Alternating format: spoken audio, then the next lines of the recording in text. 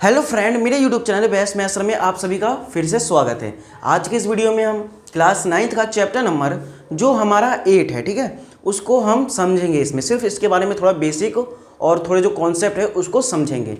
बाकी हम अपने क्वेश्चन के अनुसार उसमें बेसिक और कॉन्सेप्ट साथ साथ क्लियर करेंगे। बाकी जो इसमें इम्पोर्टेंट जो आपको बातें समझनी चाहिए उसको हम सिर्फ इसमें समझेंगे। तो देखिए हमारा क्या है, जो चैप्टर 8 है, चैप्टर 8 का नाम है चतुर्भुज। तो चलिए पहले हम चतुर्भुज को ही समझ लेते हैं। तो चतुर्भुज को देखें किस प्रकार से हम समझ सकते हैं। मान लीजिए यहाँ पर एक, पहले कुछ बेसिक से बात समझते हैं।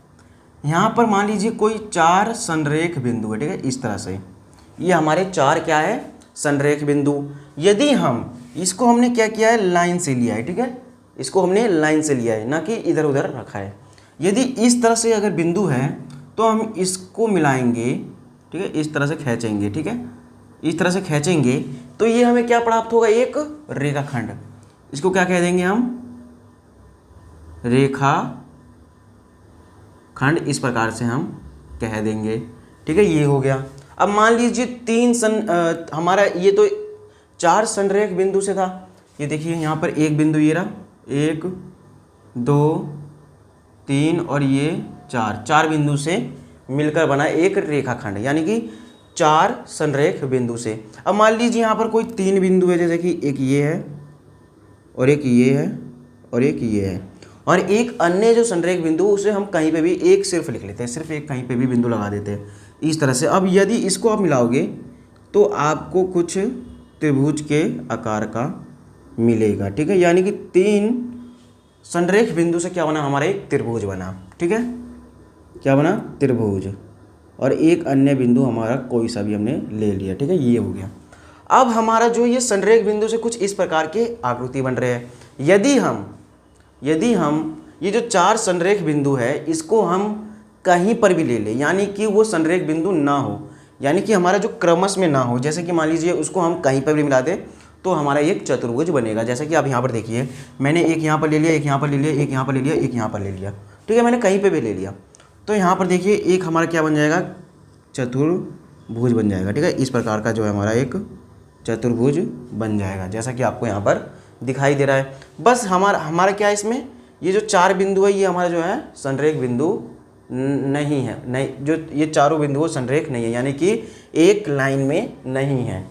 तो इस तरह से यदि होगा तो हमारा इस बिंदु को आप कहीं पर भी ले लीजिए तो आपका संरेख बिंदु, ये जो संरेख बिंदु है उस बिंदु का अगर यदि आप कहीं पर भी ले लीजिए तो आपका एक चतुर्भुज ही बनेगा। जैसे कि मान लीजिए मैंने एक यहाँ ले लिया, एक यहाँ ले लिया, एक यहाँ ले लिया, एक यहाँ ले लिया, मैंने कहीं पर भी ले लिया। अब आप इसे मिलाएंगे यहाँ पे, फिर इसे मिलाएंगे, फिर इसे मिलाएंगे, फिर इसे मिलाएंगे, तो आपका क्या बनेगा, एक क्या बनेगा, एक आपका चतुर्भुज ही बनेगा, ठीक है। अब चतुर्भुज बनेगा, ठीक है, हमने समझ लिया कि ये हमारा क्या हो गया, एक चतुर्भुज, ठीक है, ये हमने समझ लिया। ये तो हमें पता चल गया बेसिक सा नॉलेज, ठीक है, जो कि हमें समझना जरूरी था। लेकिन अब जो हमारा है इम्पोर्टेंट जो हमारा टॉपिक है, पहले तो हम इसमें देखेंगे चतुर्भुज का योग गुण। इसमें चतुर्भुज का योग गुण क्या है। अब देखिए ये चतुर्भुज था हमारा, ठीक है, तो चतुर्भुज में क्या क्या समझे आप, इसमें जो होता है आपने कुछ इस प्रकार समझ लिया। अब देखिए इसमें क्या क्या समझते हैं, इसमें कितनी भुजाएं होती है, कितनी भुजाएं होती है। इसमें देखोगे तो आप ये पहला, ये दूसरा और ये तीसरा और ये चौथा, यानी कि इसमें कितनी भुजाएं होती है, 4 भुजाएं होती है, ठीक है। उसके बाद यहाँ पर देखोगे एक ये कोण होता है, ये कोण, ये और ये, इसमें कोण भी कितने होते हैं, 4 होते हैं।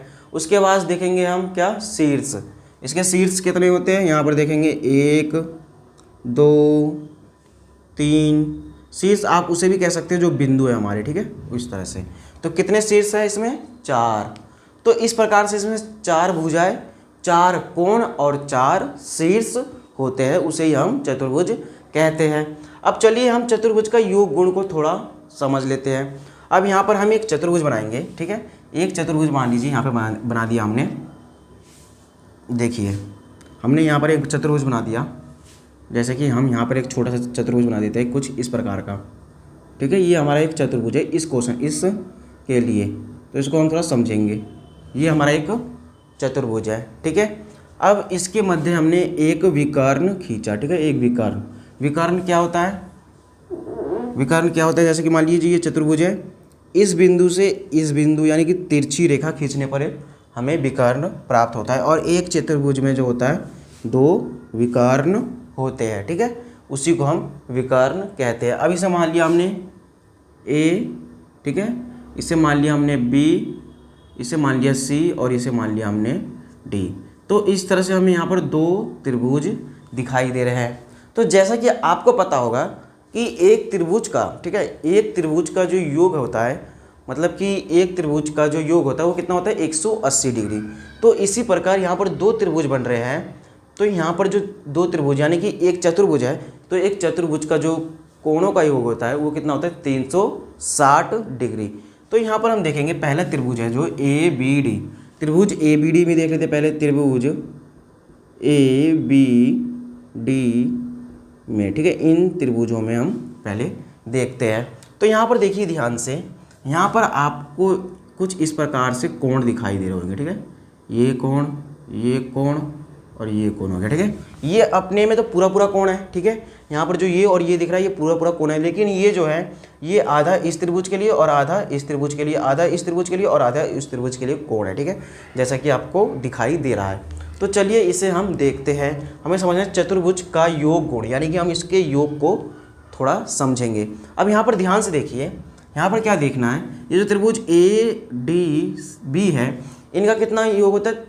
इसका कितना होता है? ए बी डी, जो हमारा त्रिभुज ए बी डी है इनका जो कोणों का योग होता है कितना होता है? 180 डिग्री। तो यहाँ पर देखिए ये जो हमारा डी है, डी को किस प्रकार लिखेंगे? डी को किस प्रकार लिखेंगे? एंगल ए डी बी लिखेंगे, एंगल ए डी बी, ठीक है, यानी कि एंगल ए डी बी ये हो गया। इसमें प्लस कर देंगे क्या? Angle A B D. अब उसके बाद एंगल ए बी डी और प्लस ये तो हमारा जो है एंगल ए, ये अपने में पूरा पूरा, इसलिए हम इसको सिर्फ एंगल ए लिख सकते हैं। और बराबर 180 भी लिखेंगे। क्यों? क्योंकि हमारा ये जो है त्रिभुज का जो योग होता है, कोणों का योग कितना होता है? 180 डिग्री, जैसा कि आपने त्रिभुज चैप्टर में पढ़ा है, जो कि हमारा चैप्टर 7 है। हम चैप्टर 7 से फिर उसके बाद चैप्टर 8 में आए हैं चतुर्भुज। इसमें भी आपको ज़्यादा कुछ नहीं करना है, ये बस चैप्टर जो है 7 पे ही लगभग ये आधारित है, ठीक है। तो ज़्यादा आपको यहाँ पर इस पर फोकस करना है, बाकी हम क्वेश्चन के अकॉर्डिंग करेंगे, ठीक है। अब देखिए यहाँ पर ये हो गया। अब उसके बाद इसको हम मान लिए फर्स्ट, इसे हम मान लिए इक्वेशन फर्स्ट, ठीक है, इस तरह से मान लिया। ये वाला तो इसका काम खत्म। उसके बाद त्रिभुज देखेंगे बी सी डी, लिखेंगे त्रिभुज बी सी डी में। अब त्रिभुज बी सी डी में देखेंगे। अब त्रिभुज बी सी डी में क्या देखेंगे हम? देखिए ध्यान से, इसमें भी हम इसी प्रकार से देखेंगे। जो हमारा डी है यानी कि सी डी बी, ठीक है, angle C D B plus उसके बाद देखेंगे एंगल सी डी बी और उसके बाद angle C B D plus angle C B D और प्लस उसके बाद क्या लिख देंगे? एंगल सी, क्योंकि ये अपने में पूरा पूरा है, इसीलिए एंगल सी बराबर कितना हो जाएगा? 180 डिग्री, यानी कि ये हमारा इक्वेशन क्या हो जाएगा? सेकंड। अब जो हमारा फर्स्ट और ये सेकंड आया, इन दोनों को जोड़ देंगे। अब इन दोनों को कैसे जोड़ेंगे? देखिए ये है और ये है, ठीक है, इन दोनों को जोड़ेंगे। तो देखते हैं कैसे जोड़ेंगे। एंगल जो हमारा ए लिख देते हैं पहले, समीकरण फर्स्ट व सेकंड को जोड़ने पर इस प्रकार से भी हम लिख देते हैं। समीकरण फर्स्ट व सेकंड को जोड़ने पर, ठीक है, इस प्रकार हमने यहाँ पर लिख दिया। अब हम इसको जोड़ देंगे। तो देखिए कैसे जोड़ेंगे। पहले जो हमें दे रखा है वो उतार देंगे, angle A D B plus angle A B D plus angle A, इस प्रकार से हमने लिख दिया। उसके बाद हमें जोड़ना इसमें है, यानी कि पहले बराबर के इस साइड को इस पूरे को जोड़ेंगे और बराबर के इस साइड को इस पूरे को जोड़ेंगे एक साइड। फिर उसके बाद प्लस कर देंगे, यहाँ पर लिख देते प्लस। उसके बाद एंगल क्या है? C D B plus angle C B D plus angle C बराबर 180 डिग्री। इस तरह से हमने लिख दिया। अब देखिए यहाँ पर इस प्रकार हमने लिख दिया है। अब इन सबको जोड़ेंगे कैसे, यह जो हमारा 180 है यहाँ पर भी है और 180 हमारा, देखिए 180 इसके लिए हो गया, फिर उसके बाद 180 इसके लिए हो गया, यानी कि इस तरह से हम जोड़ देंगे। उसके बाद देखिए इन सबको जोड़ेंगे तो हमें क्या प्राप्त होगा, ये हमें पूरा पूरा प्राप्त होगा, यानी कि जो हमारा एंगल जो डी था ये पूरा प्राप्त हो जाएगा और एंगल बी जो हमें पूरा पूरा प्राप्त हो जाएगा। बस सी और जो हमारा ए था वो हमारा पहले से ही पूरा पूरा प्राप्त है। तो लिख देंगे angle A plus angle B plus angle C plus angle D बराबर, इन दोनों को जोड़ देंगे 360, यानी कि ये हमारे चतुर्भुज के जो कोणों का योग होता है 360 होता है।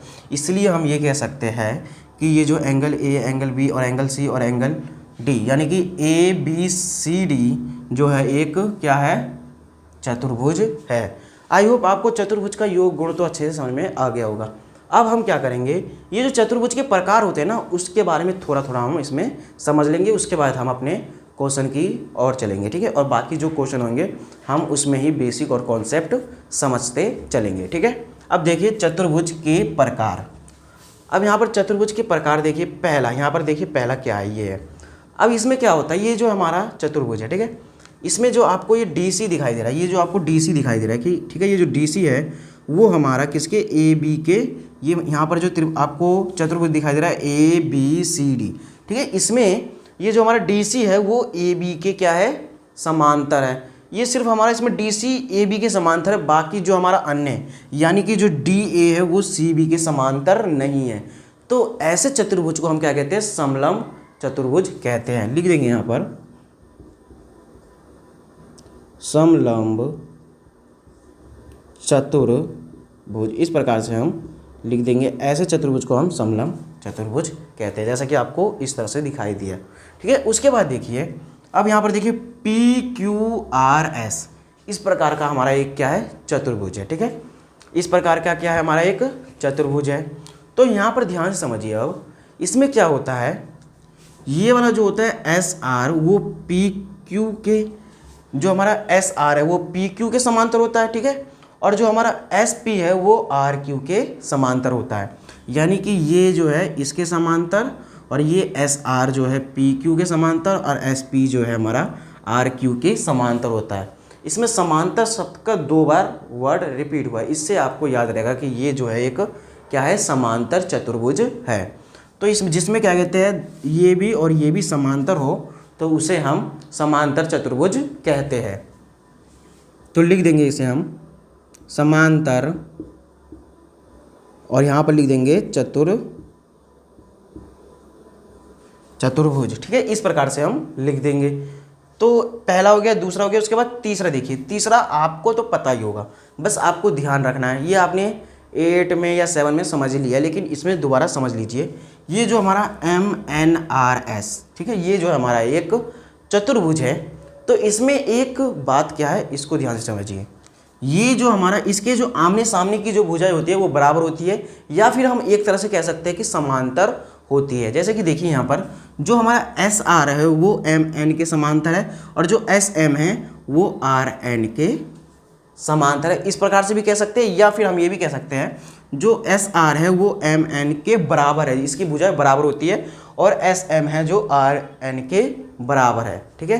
तो आपको देख के पता चल गया होगा कि ये क्या है, एक आयत है। अब आयत में क्या होता है कि ये जो इसका जो प्रत्येक, इसमें जो प्रत्येक कोण होता है ना, जैसे कि मान लीजिए यहाँ पे जो F को M दर्शाया हुआ है, तो इसका जो प्रत्येक कोण होता है वो समकोण होता है, यानी कि 90 डिग्री का होता है, उसे ही हम आयत कहते हैं। तो इसको हम सीधा सीधा क्या कह सकते हैं, आयत, ठीक है। इस प्रकार से हम लिख देंगे। अब देखिए ये हमारा पहला, दूसरा और ये तीसरा आपको अच्छे से समझ में आ गया होगा, यानी कि जो एस आर है वो हमारा MN के समांतर भी है और इसकी भुजाएं भी क्या है, समान है, यानी कि बराबर है। उसके बाद जो SM है ये हमारी RN के बराबर भी है और समांतर भी है, ठीक है, इसकी भुजाएं बराबर भी है और ये समांतर भी है। तो इस तरह से हम इसको आयत कहते हैं।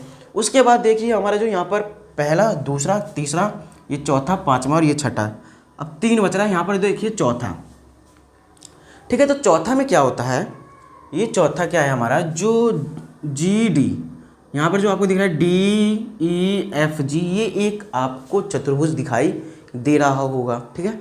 तो इसमें क्या होता है, इसमें क्या होता है, जो हमारा GD है वो हमारा FE के समांतर होता है और जो GF है वो हमारा DE के समांतर होता है। ये तो होता है समांतर, हमें इतना समझ में आ गया। लेकिन इसमें क्या है, ये जो आपको सारी भुजाएं दिखाई दे रही है, एक ये जो GE है वो और FE है और जो ED है और ये हमारा GD है, ये आपस में क्या होते हैं, समान होते हैं। यानी कि इनका जो सम होता है वो हमारा समान होता है। इसीलिए इनका जो सम होता है समान होता है, इसलिए हम इसे क्या कहते हैं, सम चतुर्भुज कहते हैं। इस प्रकार से हम इसे क्या कहेंगे, सम चतुर्भुज कहते हैं। तो यहाँ पर लिख देंगे हम सम चतुर्भुज, ठीक है। ये हमारा हो गया सम चतुर्भुज, ठीक है। अब इसमें देखिए ये तो हमारा हो गया सम चतुर्भुज, क्योंकि इसमें जो भुजाएं थी समान थी, यहाँ पर हमें कोई समकोण कुछ दे नहीं रखा था, ठीक है। अब हमारा नेक्स्ट है क्या, ये देखिए हमारा ABCD में। अब ABCD में देखिए ये जो होता है AB और ये जो CB है और ये जो CD है और हमारा DA है, ये जितनी भी भुजाएं है आपस में बराबर होती है, समान होती है, ठीक है। इस प्रकार से हम कह सकते हैं, या फिर हम ये भी कह सकते हैं जो CA है वो AB के समांतर, DA है वो हमारा CB के समांतर है। लेकिन इसमें एक विशेष गुण क्या है, विशेष गुण ये है, जैसे कि आपने आयत में देखा कि प्रत्येक कोण 90 डिग्री का होता है, लेकिन इसमें 90 डिग्री का तो होता है, परंतु क्या होता है इसमें कि इसकी आमने सामने की भुजाएं सिर्फ बराबर होती है, लेकिन इसकी जो है सारी भुजाएं क्या है, आपस में बराबर है। इसीलिए इसको हम कहेंगे एक क्या, वर्ग, यानी कि स्क्वायर, जिसे हम इंग्लिश में कहते हैं। अब देखिए यहाँ पर ये जो हमारा यहाँ पर समकोण दिखाई दे रहा है, ये जो समकोण दिखाई दे रहा है हमारा यहाँ पर 90 डिग्री का, तो ये विशेष रूप, इसका जो विशेष गुण हमारा जो है समकोण है, यानी कि इसकी चारों जो कोण है वो आपस में क्या है, बराबर है। यानी कि प्रत्येक जो कोण है, समकोण है वो हमारा कितना है, 90 डिग्री का। इसीलिए ये हमारा क्या हो जाएगा, एक वर्ग। इस तरह से हम इसको कह सकते हैं एक क्या, वर्ग। तो आई होप आपको ये 5 कंडीशन तो अच्छे से समझ में आ गया होगा। उसके बाद लास्ट देखिए, लास्ट क्या है इसमें, जो हमारा ABCD ये सम चतुर्भुज है, इसमें क्या होता है, जो हमारा AD है वो CD के क्या हो जाएगा, समांतर। आप समांतर भी कह सकते हो और बराबर भी कह सकते हो। क्यों, क्योंकि इसकी जो संगत भुजा होती है वो बराबर होती है। यानी कि देखिए AD का संगत भुजा कौन सा है, DC, इसीलिए ये बराबर है। अब यहाँ पर AB और CB ये समांतर भी, और या फिर आप ये भी कह सकते हो कि AB और CD भुजा जो है समान है, यानी कि बराबर है। यानी कि इनकी संगत भुजाएं क्या होती है, बराबर होती है। उस चतुर्भुज को हम क्या कहते हैं, ये आपको कुछ पतंग की आकृति के जैसा दिखाई दे रहा होगा, तो ये हमारा एक पतंग ही आकृति है, तो इसे हम पतंग ही कहते हैं। तो आई होप आपको चतुर्भुज के बारे में यहाँ पर कुछ बातें आपको अच्छे से समझ में आ गया होगा, जो बेसिक सी बातें थी। बाकी हमने 6ठा 7वां चैप्टर में कुछ बेसिक समझ ली है, जिससे शायद जो हमारा जो चैप्टर है चतुर्भुज, ठीक है, उस बेसिक से हमारा क्या है, वो कॉन्सेप्ट और बेसिक के साथ हमारा जो चतुर्भुज है वो क्लियर हो जाएगा।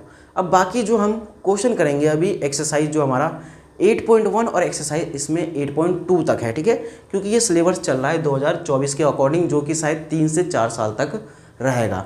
तो आपको ध्यान रखना है, इसमें जितने भी सिलेबस करवाएंगे हम आपको 2024 के अकॉर्डिंग करवाएंगे। बाकी अब मिलेंगे हम नेक्स्ट एक्सरसाइज 8.1 में क्वेश्चन नंबर 1 के साथ। बाकी हम सब में एक एक क्वेश्चन करवाते रहेंगे, क्योंकि ये एक बोर्ड है जिसमें क्वेश्चन लिखवा के हम आपको अच्छे से करवाएंगे, ठीक है।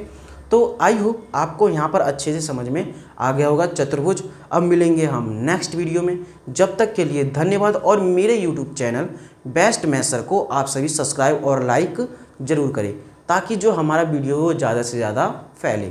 Thank you. अब मिलेंगे नेक्स्ट वीडियो में।